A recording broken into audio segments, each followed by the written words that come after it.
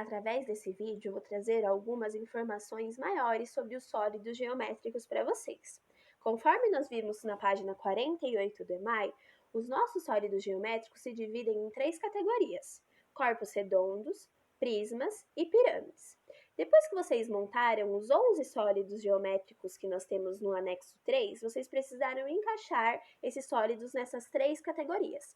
E aqui eu vou trazer algumas informações para que você consiga identificar a qual categoria esse sólido geométrico corresponde. Vamos lá?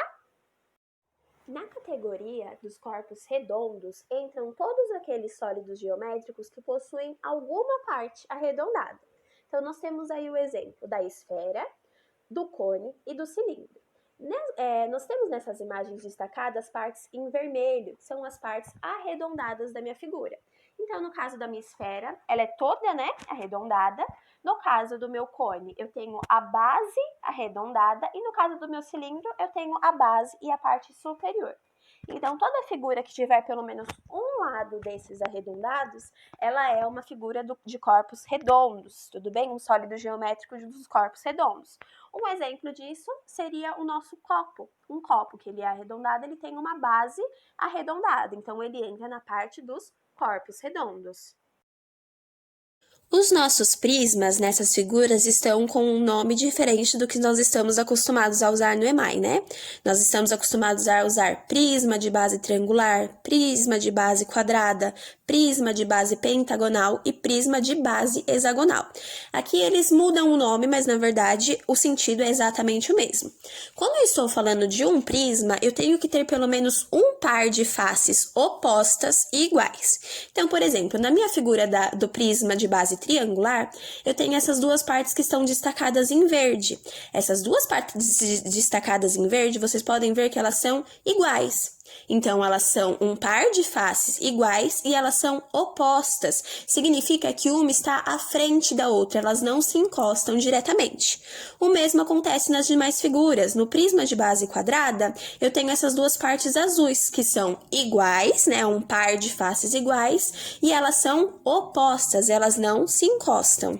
Então, para avaliar se o meu sólido geométrico é um prisma, eu preciso observar isso. Se ele tem faces iguais e paralelas, tudo bem? Ou seja, iguais, mas afastadas. Um exemplo disso poderia ser a nossa caixa de creme dental. A nossa caixa de creme dental, ela tem duas laterais iguais, opostas, tanto no comprimento quanto na altura, tudo bem? Então, a caixa de pasta de dente, ela é um prisma.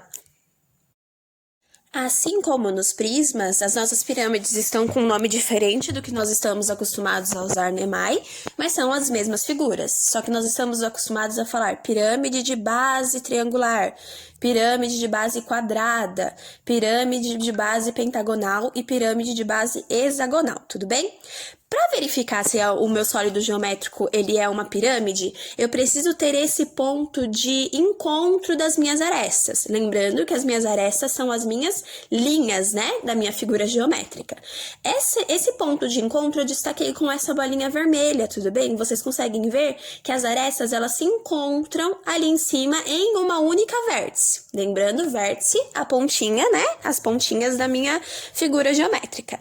Então aí, no caso, para descobrir se minha figura é uma pirâmide ou não, eu preciso localizar esse único ponto em uma única vértice de todas as arestas, tudo bem? Se eu tenho uma figura em que várias arestas se encontram em um único ponto, ou seja, uma única vértice, ela é categorizada como uma pirâmide.